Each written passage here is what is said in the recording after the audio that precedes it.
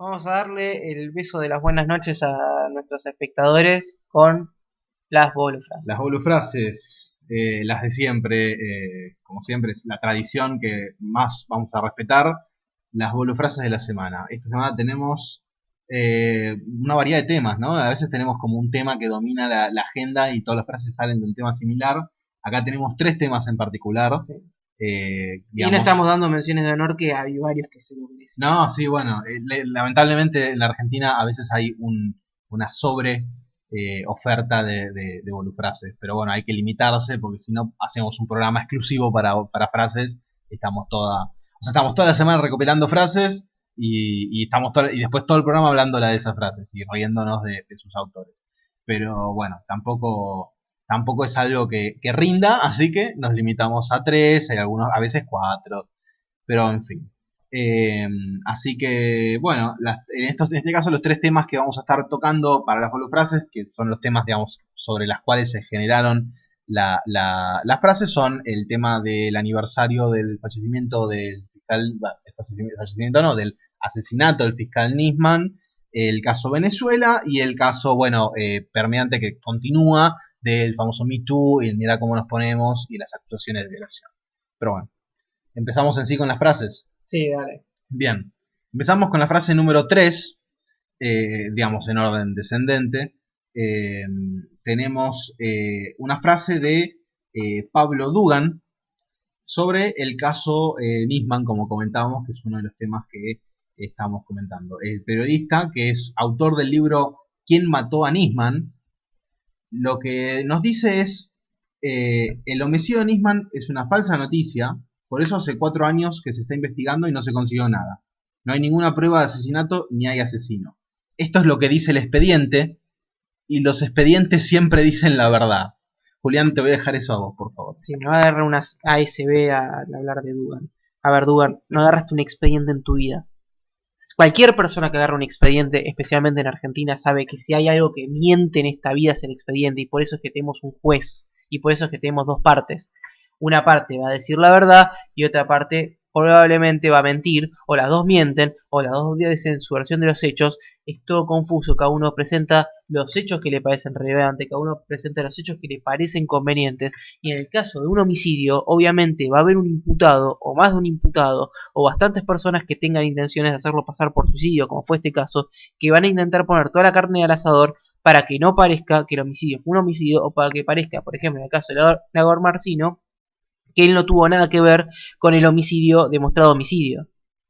Entonces, la frase de los expedientes siempre dicen la verdad, viniendo a alguien que se paso por los canales de televisión diciendo que es abogado por más que no haya ejercido, es, como mínimo, para hacer dudar hasta qué punto el mero hecho de haberse recibido de abogado hace merecedor a esta persona de ser considerada abogado, o si nos deberíamos tener en cuenta simplemente el código de ética del colegio de abogados y tener en cuenta que son abogados los que ejercemos la profesión y los que lo ejercemos de acuerdo con la ética profesional.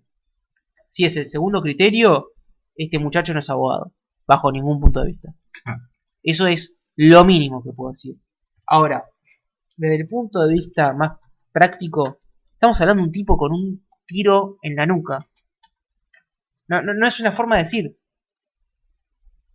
Sí, sí, no, es así de simple. Además, digamos, Es público el expediente. el expediente, digamos, en algunas, es cierto, no hay asesino, porque no lo encontraron, por supuesto, pero el expediente no vale, ni siquiera, a pesar de que el expediente, como vos decís, no es, digamos, no es una Biblia, no es un testamento, no es una, digamos, no es una palabra santa que uno dice hay que respetarlo porque esta es la verdad, que es lo que dice Dugan, y que es bastante dudoso lo que dice Dugan, pero incluso aunque lo fuera así, el expediente en sí plantea suficiente evidencia como para creer que hubo un homicidio acá. Es decir, plantea ambas posibilidades, por supuesto, porque el expediente atraviesa toda la investigación. Pero, digamos, quedarte con el lado del expediente que a vos te gusta y no con el otro y decir, bueno, este lado que a mí me gusta es la verdad porque está en el expediente, es bastante dudoso, es bastante, como mínimo poco profesional, como máximo es ridículo. Sí, pero además de como mínimo poco profesional, insisto, Pablo Dugan no es profesional de ninguna profesión. bajo ningún punto de vista. Recordemos un poco el personaje, porque parece que estoy pegando con saña, y sí, le estoy pegando con saña. Estamos hablando de una persona que lo está haciendo básicamente porque es un militante antisemita. Entonces, no lo está haciendo, digamos, además de que ahora se convirtió en la nueva religión del kirchnerismo después de haber sido antikirchnerista durante muchos años, después de haberse abrazado con Milei, sacarse fotos con Milei y mostrar que tenía el celular con la foto de Milei, ahora tiró todo eso y Milei pasó a ser básicamente tan malo como Hitler, por así decirlo. Estamos hablando, digamos, no voy a analizar los motivos por los cuales este tipo tuvo ese giro de 180 grados, pero lo que sí podemos analizar es la falta de, ¿cómo decirlo de una manera sutil? No, olvidemos de las sutilezas. La falta de profesionalidad que está demostrando esto, porque no estamos hablando de una sentencia, porque si vos me decís que me estás defendiendo una sentencia, donde el juez tomó una postura y la sentencia está firme, y de toda esa situación anárquica que son los expedientes, sacás una versión de los hechos, yo te lo entiendo. Pero cuando me decís básicamente que nada en el expediente plantea el homicidio, cuando hay una parte querellante y ahora también está el fiscal diciendo que son homicidios, es como mínimo no tener criterio.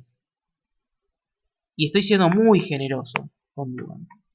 Además, Dugan asimismo, para usar sus propias palabras, se saca de la cancha, al menos de la cancha profesional, cuando dice que el motivo para decir que fue homicidio es motivado por la presencia política de Cristina Kirchner, que es lo que dice Dugan, es que afirmar que es homicidio es no querer la verdad y solamente querer correr a Cristina de la cancha. Es decir, él dice que todos los que afirmamos, que básicamente lo que apoya es una idea de que hay una conspiración masiva de toda la justicia y todas las personas, digamos, involucradas en este caso, y todas las personas, incluso el que opina, y todos nosotros que, a ver, desde el momento que pasó, el 99% del país dijo, a este lo mandaron a matar. Es bastante sentido común. Muy poca gente se obligó a sí misma a decir, no, para mí me convencí de que se suicidó. Es decir, ¿qué estamos todos en una conspiración anticristinista? Y además miente, porque entre las frases que vale aclarar, él dice, 14 médicos forenses de los más importantes de Argentina dijeron que fue suicidio.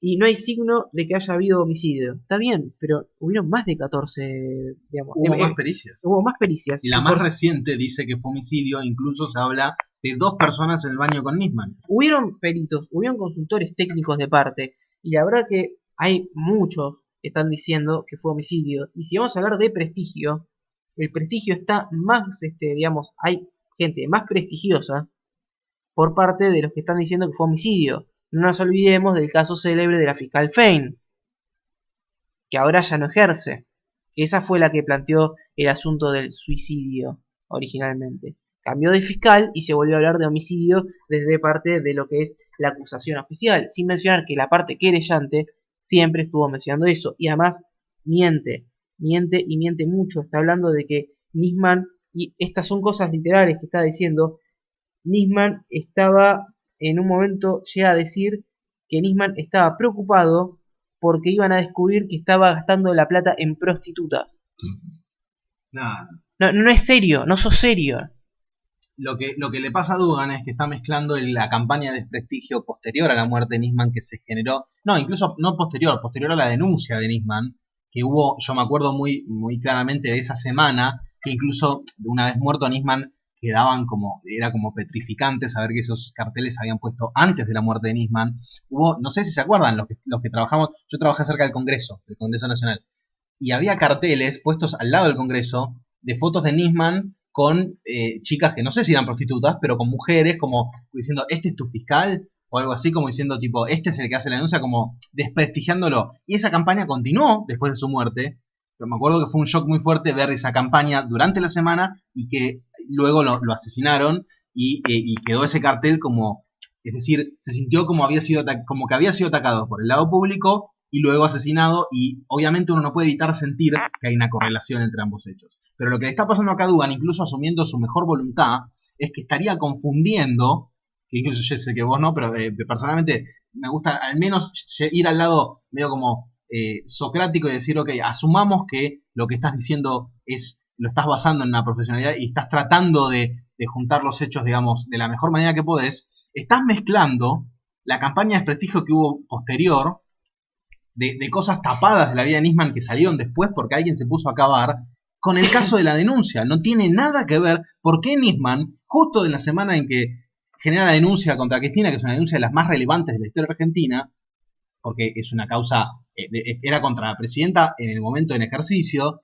entonces, ¿por qué se suicidaría en ese momento? Porque tiene miedo que descubran que desvió fondos en prostitutas. Además vamos a hacer una cosa. Ahora este tipo cree en la presunción de inocencia. Sí. Este tipo que estuvo haciendo durante el último mes campaña en contra de D'Artés, ¿ahora se acuerda de la presunción de inocencia? Porque aclaremos una cosa.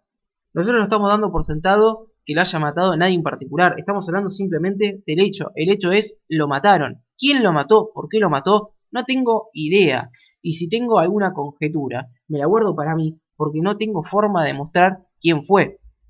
Pero ahora está creyendo este tipo que ya estaba diciendo que había que linchar a D'Artés por la mera sospecha. Este tipo de cosas. No es serio. No es serio para nada. La verdad que esto tiene que ver con la editorial que hablamos hace 3 segundos. Nos merecemos mejores periodistas, nos merecemos mejores políticos. No un panqueque que un día es liberal y al otro día es kirchnerista. Tal cual. No, es clarísimo. La verdad, no tomemos en serio a esta gente. No se lo merece. Esto que decíamos antes también de que los medios reaccionan a lo que pedimos, si nosotros dejamos de darle rating, clics o ventas a tipos como Dugan, van a ir desapareciendo de la tele, de a poco van a ir perdiendo relevancia y ya perder una persona como Dugan de la discusión pública política, ya eso es sumarle calidad a la discusión pública política. Tal cual. Y no olvidemos que en esta misma bolsa está Romano, Gerardo Romano, que también salió a decir sus animaladas, y también hay algunos diputados kirchneristas que salían a decir que Nisman se había suicidado porque tenía vergüenza de salir del closet porque era homosexual. No nos olvidemos que el kirchnerismo llegó a decir esas barbaridades. Sí, este caso es uno de los casos en los que más tenemos que ejercer la memoria colectiva como sociedad, porque la verdad que yo me acuerdo todo lo que pasó en esos días, es algo que los deja muy en descubierto. Y aclaremos, Dugan es un tipo que festejó que jamás haya amenazado a la selección argentina por haber anunciado que iba a jugar en Israel. Ese es el personaje del cual estamos hablando. Una persona que cuando tiene que elegir entre su nacionalismo, su supuesto nacionalismo argentino y su antisemitismo, prefiere ser más antisemita que argentino. Con lo cual, ni siquiera es lo que se podría decir un neonazi decente. Porque ni siquiera es nacionalista. Los neonazis nacionalistas lo mirarían y le dirían, vos sos tal una cual. lacra. Ni Biondini salió a decir eso. Hasta Biondini, que es el líder del partido neonazi, quería linchar a la gente jamás. Con lo cual estamos hablando de alguien que está en una escala de valores por debajo de Biondini. Se imaginarán que a Biondini no le tenemos ningún tipo de aprecio. No, por supuesto que no, pero es muy difícil en cualquier tema estar abajo. Sí, hay que estar. Y Dugan lo hizo. Y Dugan lo hizo, otra vez. Bueno, pasamos a la siguiente frase. De a poco vamos sumando un poco más de volu en estas frases. Digamos, sí, otro periodista. Otra. En este caso una periodista. Florencia Echeves es la periodista, al menos ella asegura hacerlo. Tenemos a Florencia Echeves diciendo, en el contexto de todo esto, el movimiento Ni Una Menos, el movimiento Mirá Cómo Nos Ponemos, el Me Too argentino, lo que nos dice Echeves, que recordemos fue una de las primeras impulsoras de Ni Una Menos, dice, prefiero arrepentirme por haberle creído a una mentirosa que a un violador. No tenés por qué creerle a nadie. Claro, tipo, no tenés que tomar esa postura. No es tu postura. A ver, es lo mismo que habíamos dicho también con el tema de D'Artés contra Fardín.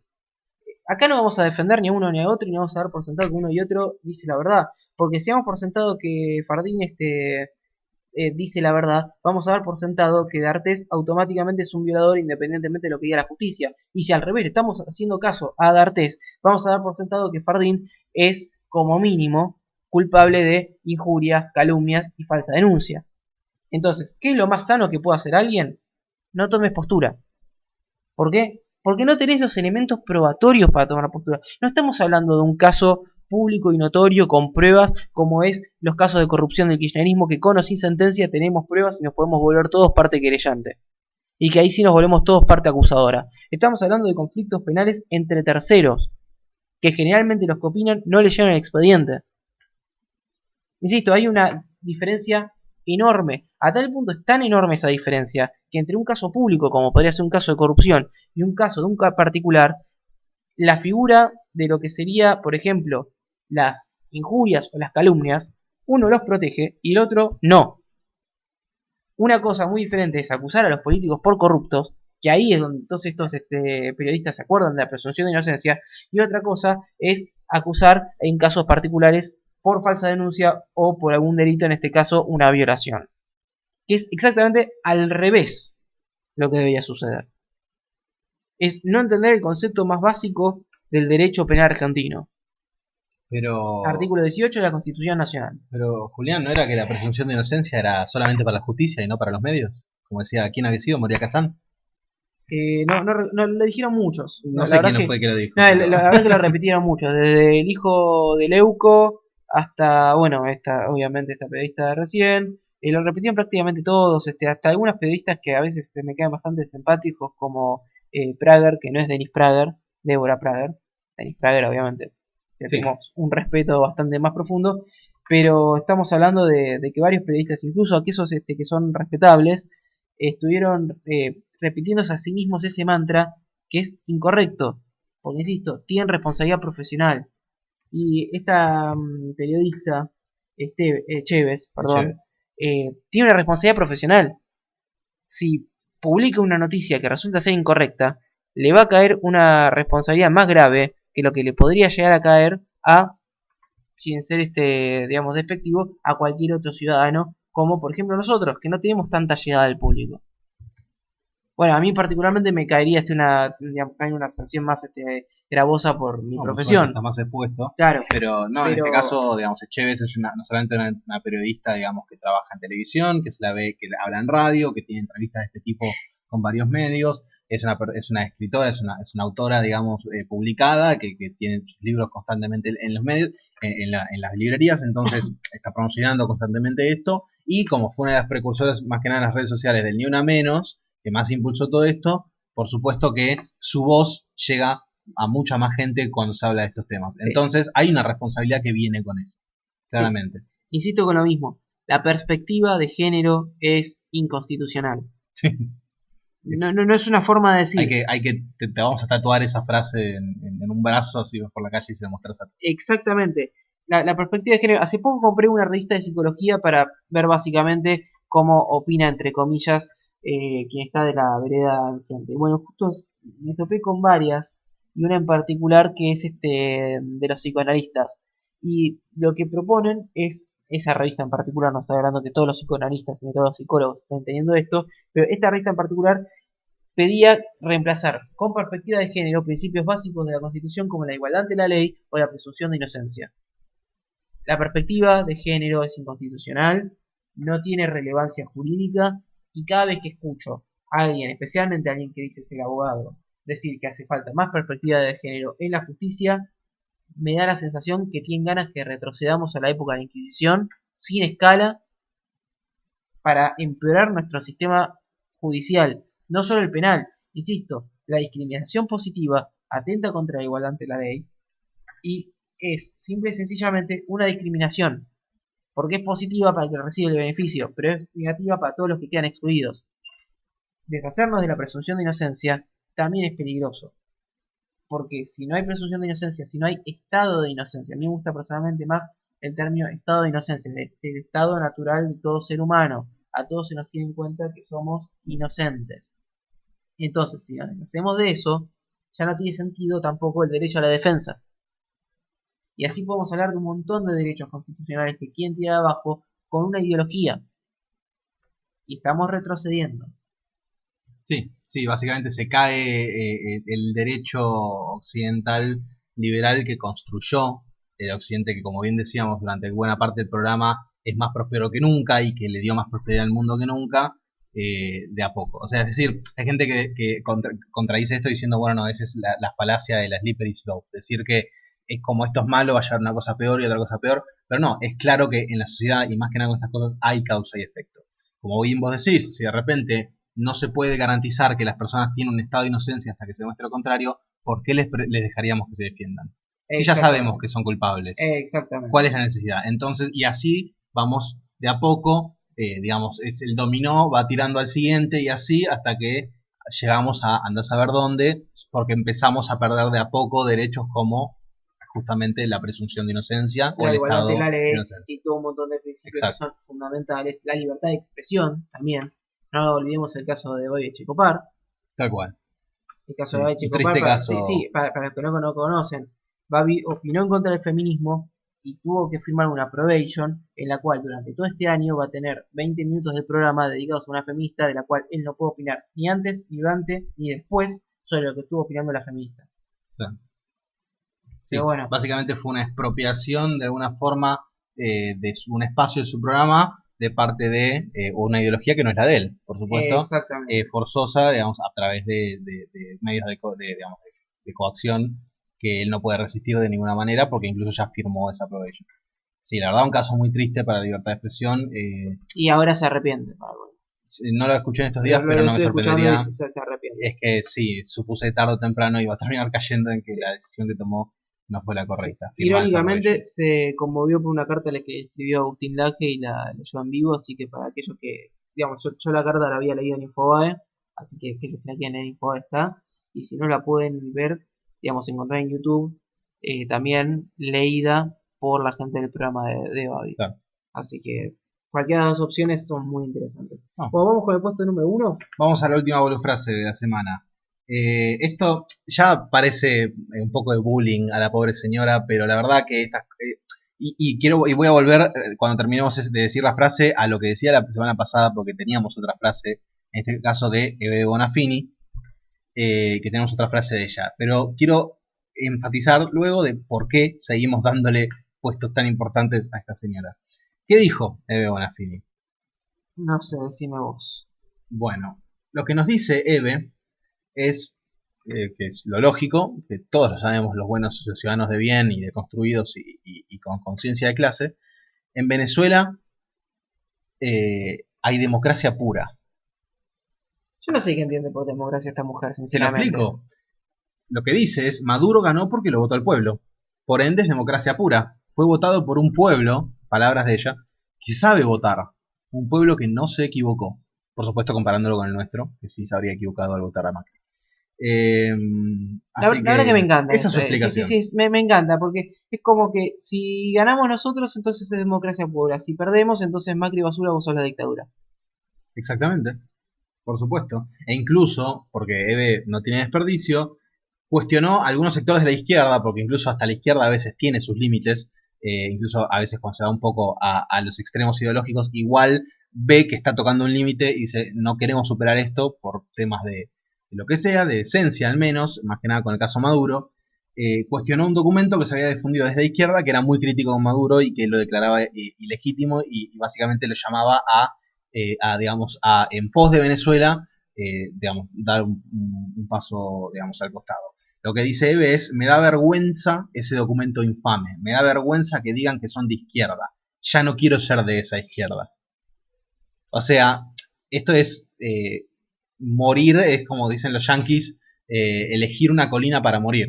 Es decir, Eve, estás defendiendo a un dictador asesino, es decir, tu historia entera debería, se está contradiciendo con esto. A ver, vos estás ahí y por esto hablaba al principio, tenés un programa en la TV pública, pagado por todos los contribuyentes de la nación. Por cierto, Hernando Bardi, hola, sigo buscando que le llegue a esto, por favor, que dejen de financiar a esta mujer. Eh, Estás ahí por tu labor durante la dictadura. A pesar de todo lo que hiciste luego de eso, y los negocios, sueños compartidos, en los que te metiste después, y las animaladas que has dicho, a pesar de eso, hay gente que está dispuesta a defender que tengas un programa en la televisión pública en defensa y en recuerdo de tu labor durante la dictadura. Y acá te tenemos Hablando a defendiendo una dictadura asesina, porque es socialista y es, por ende, es demócrata y la Sí, gente te votó sabiamente. aclaremos que Bedona Fini y otras, que serían abuelas o madres. Siempre Ella me es de confundo. madres, Es de madres, está bien. sí, También está Carlotto y otras tantas. ella es de abuelas. Sí, no, nunca dio el brazo a torcer en algunos sentidos y siempre defendieron varios dictadores. Fidel Castro, no Sí. nos olvidemos de Fidel No, sí, Castro, esta no es la primera Raúl vez. Castro, llegaron a defender a Hamas, un Sí. grupo terrorista que tomó por la fuerza el poder en la Franja de Gaza y lo tiene hace 14 años. Con una democracia, digamos que es, básicamente tuvo una sola elección en 2005 y era o los votabas a ellos o recibías un tiro en la cabeza, Sí. prácticamente. Muy demócratas. Democracia Muy, pura, diría. sí, democracia en estado puro, además, ¿cuánto es? Una elección a cada 14 años. Sí. Bien, bien, o sea, Así que nada. después de apoyar, esto es lo mismo que estábamos hablando antes de Biondini. Hay ciertos puntos que no puedes estar más bajo. Si apoyaste a Hamas, ya después que me digas que apoyás a Fidel Castro, prácticamente es lo de menos. Sí, esto no cae como una sorpresa. Claro, y después me decís a Maduro que por lo menos hizo una ficción de democracia y bueno, sí, ya apoyaste a Hamas, apoyaste a Fidel Castro, apoyaste a Raúl Castro y apoyás a Maduro y la verdad que no me sorprende. Claro, es más fácil apoyar incluso que Sí, nosotros que ya apoyás. sí, tal cual. Pero bueno, ya te veo cara de consternado, Julián, sé que las bulufrases te hacen mal. Sí, me Ahora hacen mal. traemos la pastilla post programa. Sí. Y bueno, aparte no es horario ya para esto, así que vamos a ir cerrando.